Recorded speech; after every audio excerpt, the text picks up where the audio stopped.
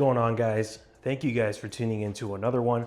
We're going to get straight into it. So as you guys can probably tell from the title of this video, I'm going to basically be doing like an updated review of the Z1 Supercharger Kit. So if this is your first time tuning into the channel, this is my 2012 370Z Nismo. I actually boosted this car at about 65,000 miles, and the car is just about to hit roughly 80K miles. So we're basically 15,000 miles into this Z1 Supercharger Kit. And yeah, man, I've definitely put this kit through the paces. I have for sure, done a lot of driving with the car. Obviously, I've managed to put over 10K on it in just a year. And yeah, I've taken the car to the track. I've done a few road trips with the car as well. And obviously every time I drive it, I'm doing at least a few pulls here and there. But yeah, I'm going to basically be explaining my impressions of the kit, what I thought about it up to this point, and kind of explaining the stages that I went through, because I obviously didn't start off with the current setup that it has now. I'm on the 80mm pulley. As you can see, it's the smallest pulley, and the car makes about 650 wheel and about 470 foot-pounds of torque. But I was not always on this setup. I've only been on this setup for about 4 months, and yeah, but I am going to basically explain the stages that I went through. And yeah, I'm gonna give you guys a quick cold start of the Z right now, and we'll head over to a nicer spot to talk about the Z1 Supercharger. All right, guys, so we just pulled up to a nicer spot here to go ahead and talk about the Z1 kit. But yeah, man, let's just get straight into this. So obviously I already got my hood popped, and if you guys are brand new to the channel, I do have the Z1 Motorsport Supercharger Kit. I've had it now since about 65,000 miles. My car is currently just about to hit 80,000. So this is an official like 15,000 mile review. And yeah, I think the number one thing that I get, questions about is people always ask me, like, is it reliable? Is the Z1 kit reliable? Is the car reliable in general with boost? And my answer to that is actually, like, I'm extremely impressed with how reliable this car has been.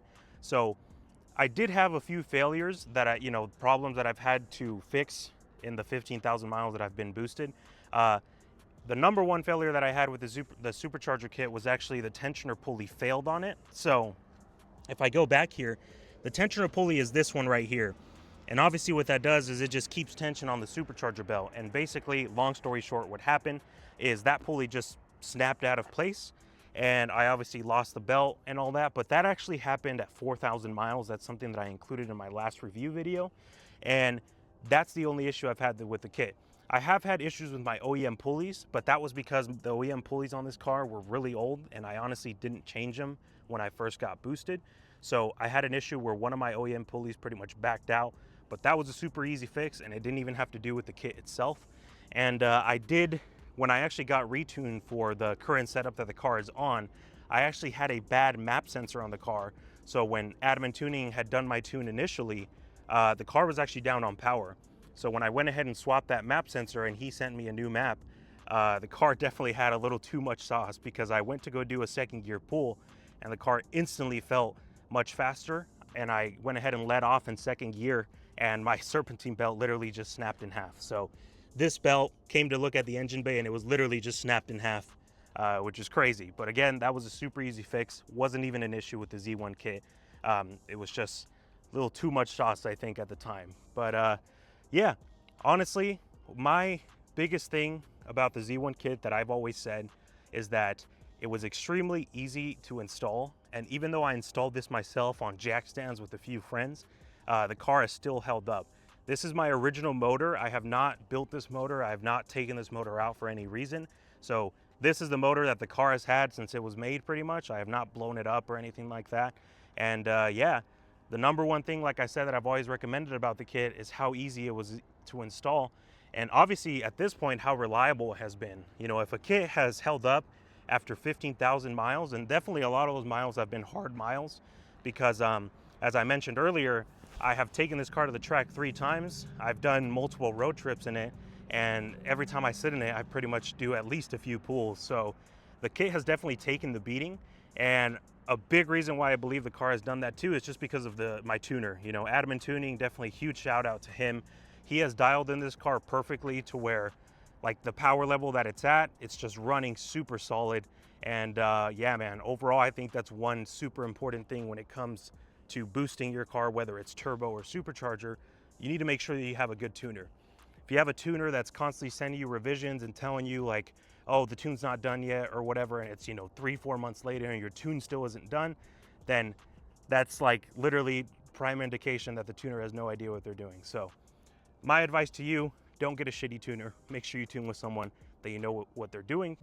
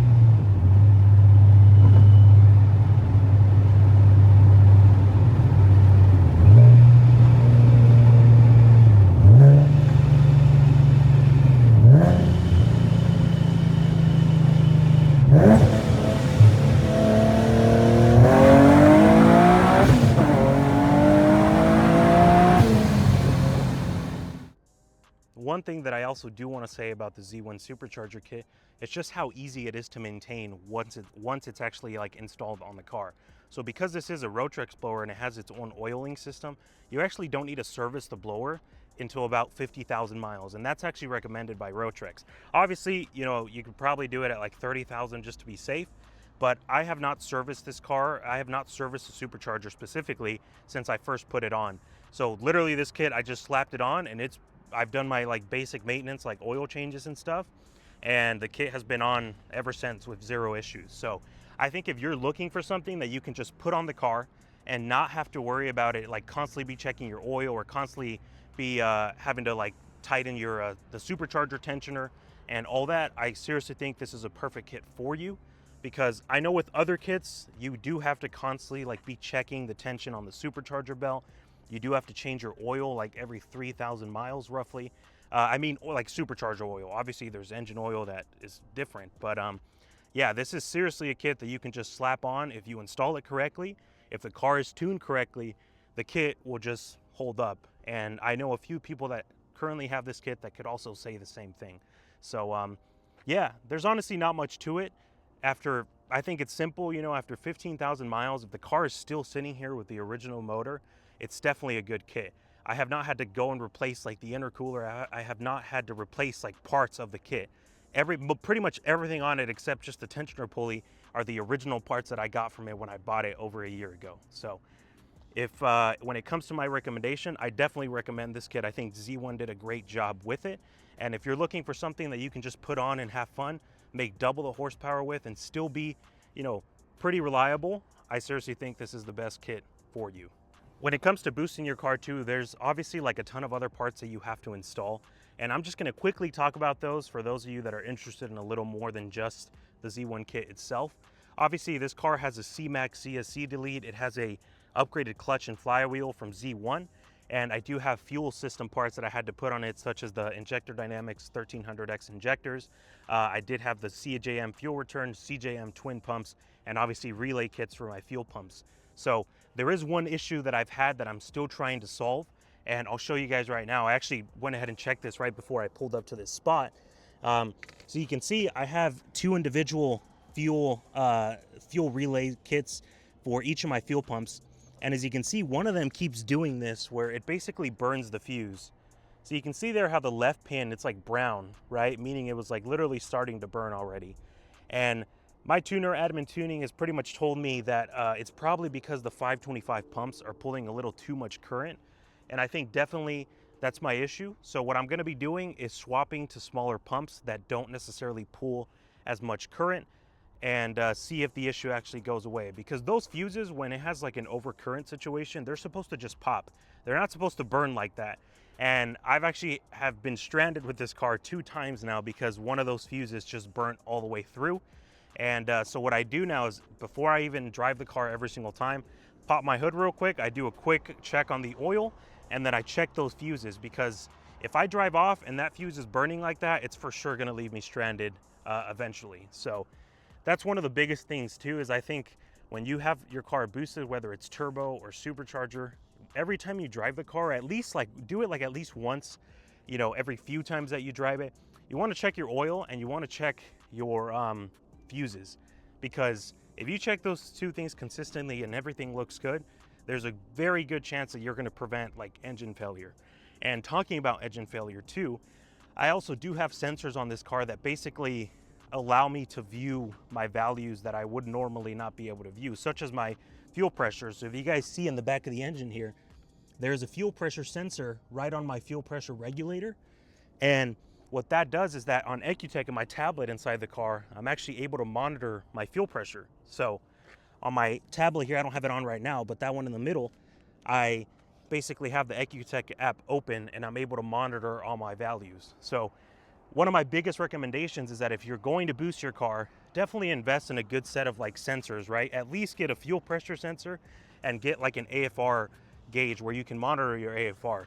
Because the biggest thing is like when you're driving around, you don't want to go do, you know, a 60 to 130 pull when your car is running lean or where you have no fuel pressure. Because obviously if you do that, like bye-bye goes your motor, right? So I think a big reason why my car has lasted 15,000 miles is because one, the kit itself is good. I have a good tune on the car, but I also have done, you know, a bit of preventative maintenance to the motor, and I've installed sensors that allow me to basically view important values while I'm driving the car. So there's been times with this car where I have ran lean a little bit due to like fuel pump issues. And because I was able to monitor it with EcuTech directly like inside of the car, I went ahead and noticed immediately, didn't do a pull, and I just limped it home, right? So at that point, I literally basically saved my motor. If I would have gone and done a hard pull while running like at, you know, 10 AFR, that for sure could have caused engine failure. So yeah, but yeah, man, honestly, there's a lot that I could talk about, and I don't want to make this video too long. But if you guys just want to know, you know, how I feel about the Z1 kit after 15,000 miles, my answer is that I love it. I think it's an amazing kit, and overall I've had a blast with this car. I definitely am not planning on getting rid of it anytime soon. It's still such a fun car after 15,000 miles. And I think one of the biggest things that I love about it is just the way that it sounds. The blow-off valve on it sounds like a literal jet. So yeah, let's go ahead and show you guys some clips right now of how this car sounds.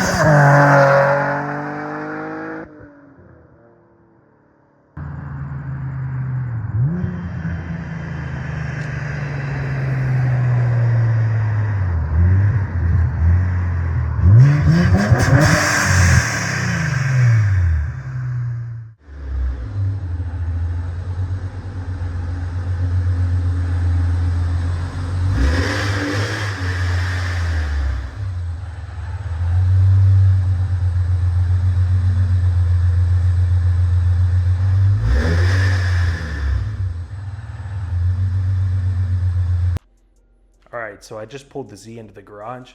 Before I ended the video, I did want to say one con that I do believe the Z1 kit has. And honestly, man, it's just the charge piping. So if you guys look at the charge piping here in the engine bay, it's actually 2.5 inch.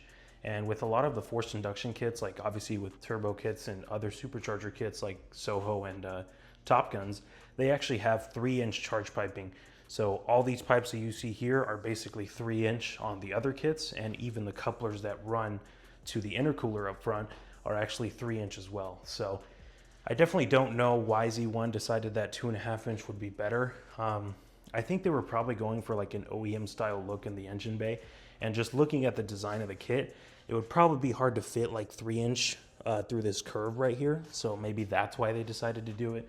But I feel like if the car had 3-inch charge piping, it would probably make, I don't know if it would make more horsepower, but I think it would for sure make a little more torque, because compared to other forced induction kits that kind of obviously are supercharger, this kit does make lower torque, which honestly in this case I think is okay, because torque is what kills the stock rods. Obviously too much torque and then your motor, that's when you start having issues. So I kind of like the fact that I can push 16 pounds, be at 650 horsepower, and then still be lower in torque.